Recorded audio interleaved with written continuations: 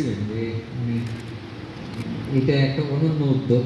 আসলে আমরা যখন ছোট থেকে বড় হই, যেমন যে আমরা যারা 95 কিংবা 90 এর দশকে এসএসসি পাস করছি, তাদের একটা আমরা কিছু বৈশিষ্ট্য দেখছি এলাকায়, গ্রামে। এটা হচ্ছে যে মধ্যরাতে, নিশুতি রাতে হঠাৎ করে কেউ একটু বাঁশি বাজায়, মানে সে মানে খুবই সুন্দর। তো আমরা যেহেতু মানে পোশাকে ভালো ছাত্র ছিলাম, সবাই চিনতো, জানতো, তো আমরা তো আর ওইসব করি রে।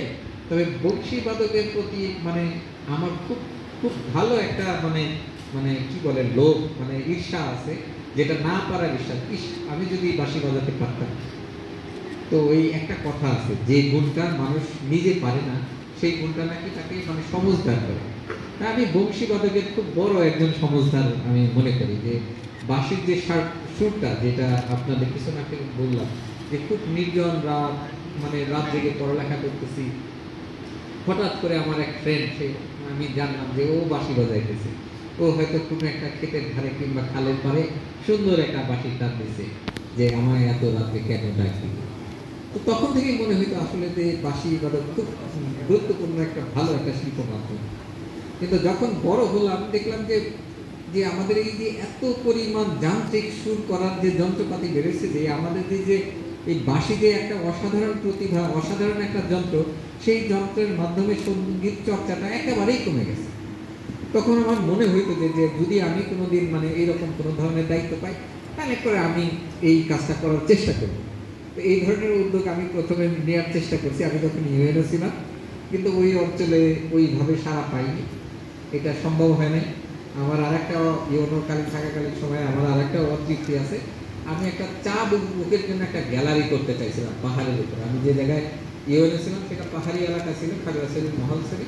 আমি একটা পাহাড়ের কোলে এরকম গ্যালারি করে দিতে চাইছিলাম, যে এখানে চার দিনবে লোকজন, আর কেউ কেউ বাঁশি বাজাবে এখানে, কারো যদি মনে হয় বংশী বাজারদের কিছু টাকা দিবে, তারপরে এর মাধ্যমে একটা শিল্প সংস্কৃতির একটা চর্চা করে। তো মানে আমার দীর্ঘদিনের লালিত স্বপ্ন আজকে পূরণ হচ্ছে। এটা আমাকে আমি একদম পরিতৃপ্ত যে এটা আমি করতে পেরেছি ফাইনালি। তো সুনামগঞ্জ কর্তৃক আয়োজিত সেরা বংশীবাদক প্রতিযোগিতা, আজকের এই প্রতিযোগিতার অনুষ্ঠানের দিনব্যাপী এই অনুষ্ঠানের যে আয়োজন করা হয়েছে, যার মস্তিষ্ক প্রসূত আজকের এই বংশীবাদক প্রতিযোগিতা আয়োজন আমাদের সম্মানিত জেলা প্রশাসক দিগ্বিজয় magistrate doctor Mohammad Yasmia sir. এই ধরনের যে প্রতিযোগিতা, বংশীবাদক প্রতিযোগিতা, এইটা কিন্তু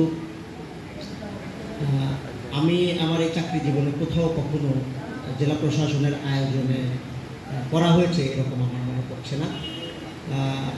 আপনারা জানেন যে আমাদের সম্মানিত জেলা প্রশাসক স্যার সুনামগঞ্জে যোগদান করার পর থেকেই সাংস্কৃতিক জগতে, সুনামগঞ্জের সাংস্কৃতিক জগতে কিছু কিছু অনুষ্ঠান আয়োজন করার উদ্যোগ গ্রহণ করেছেন। তার মধ্যে অন্যতম কিন্তু বংশীবাদক প্রতিযোগিতা। এর আগে বাউল অন্বেষণ প্রতিযোগিতার মধ্যে একটা দুর্দান্ত প্রোগ্রাম আমরা শেষ করেছি গত বছরে।